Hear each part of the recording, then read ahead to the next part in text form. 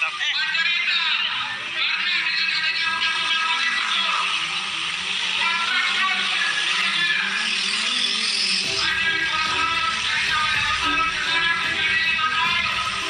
Jokowi nyeri, Luhut kusut. Mundurlah Pak Presiden dan Pak Menteri. Rakyat sudah muak kepada kalian.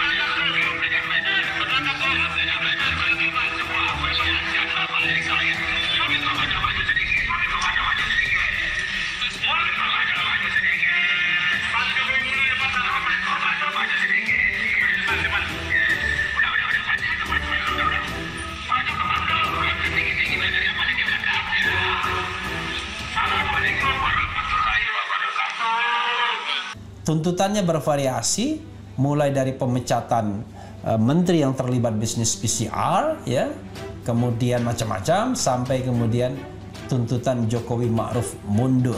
Dan itu sekali lagi, itu adalah constitutional aspiration, ya, aspirasi konstitusional, dan itu adalah hak konstitusional, constitutional right. Jadi tidak boleh dihalang-halangi, tapi boleh dalam rangka untuk mengamankan, itu paling tidak ada pembatasan-pembatasan yang rasional.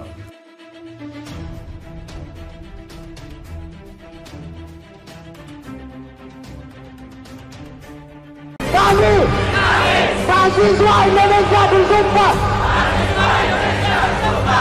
bertanah air satu, tanah air tanpa penindasan.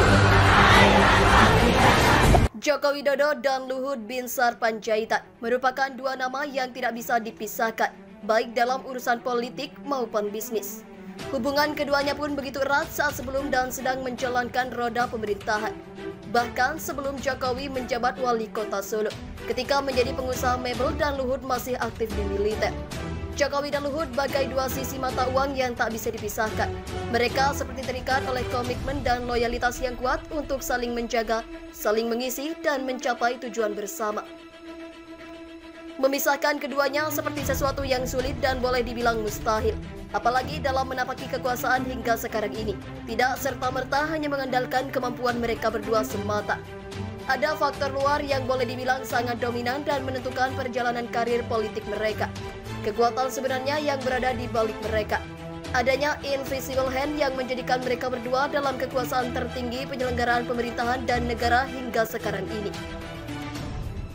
Betapapun Jokowi telah menjadi Presiden Indonesia dan Luhut menjadi orang paling berpengaruh dan leluasa mengatur Jokowi, melebihi jabatannya sebagai menteri segala urusan.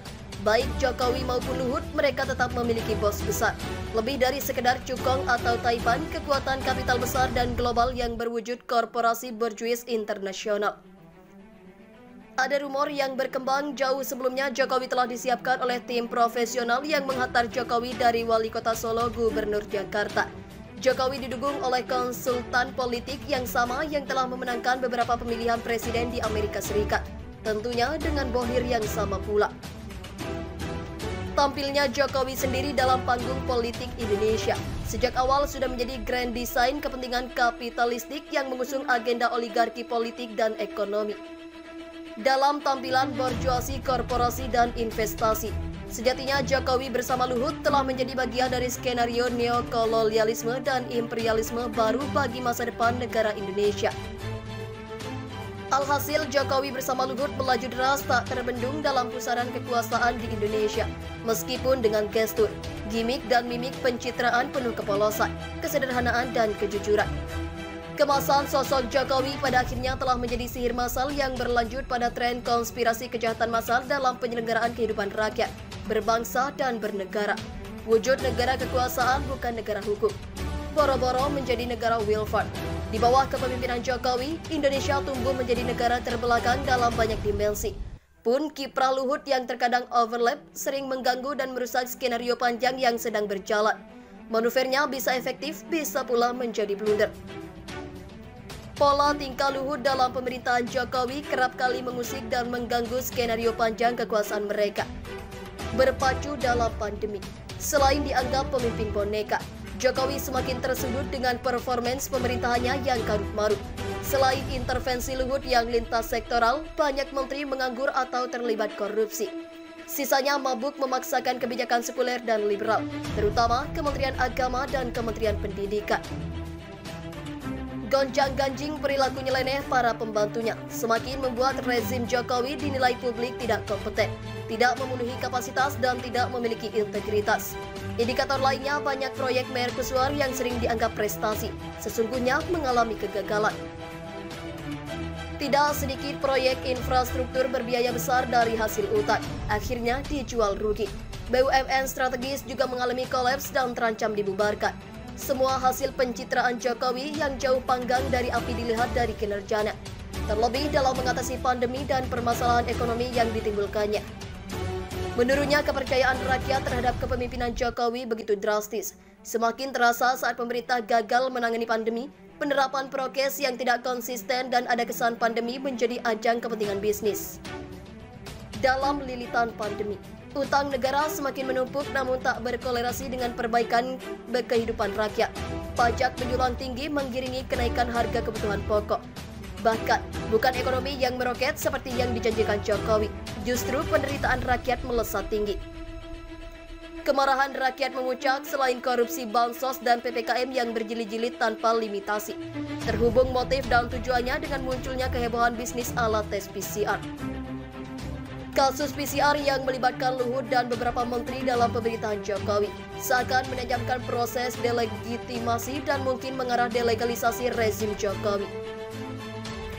Vonis kegagalan kepemimpinan dan tuntutan mundur pada Jokowi seperti air bah yang tak terbendung lagi. Rasanya, bulan madu dan keharmonisan Jokowi dan Luhut akan terusik. Keduanya dalam waktu dekat bisa saja tak lagi menikmati surganya kekuasaan.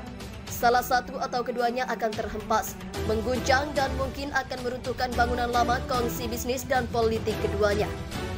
Setidaknya obsesi Presiden 3 periode menjadi jalan terjal dan mengalami kebuntuan. Itu pun kalau 2 periode kepemimpinan Jokowi bisa tuntas, tidak berhenti di jalan.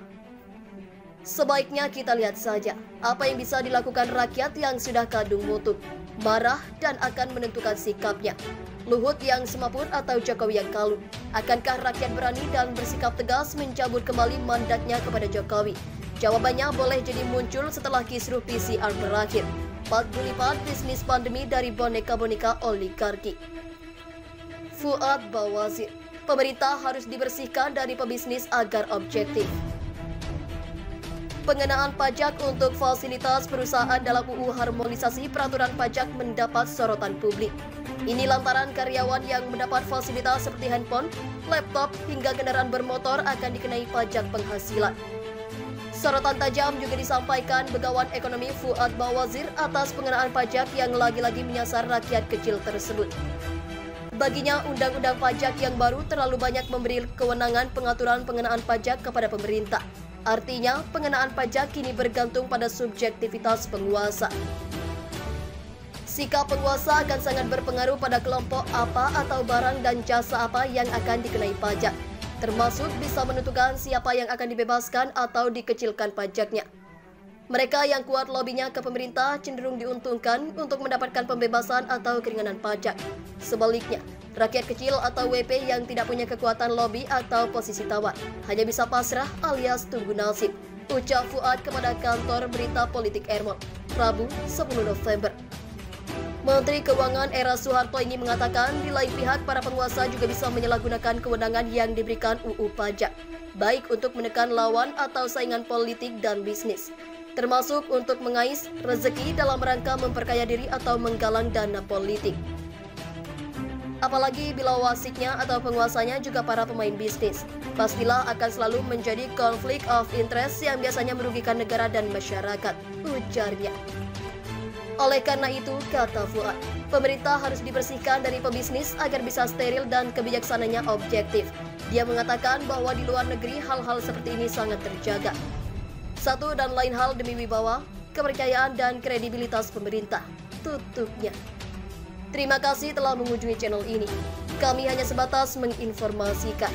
Andalah yang memutuskan. Kami, mahasiswa Indonesia bersumpah bersama AI 1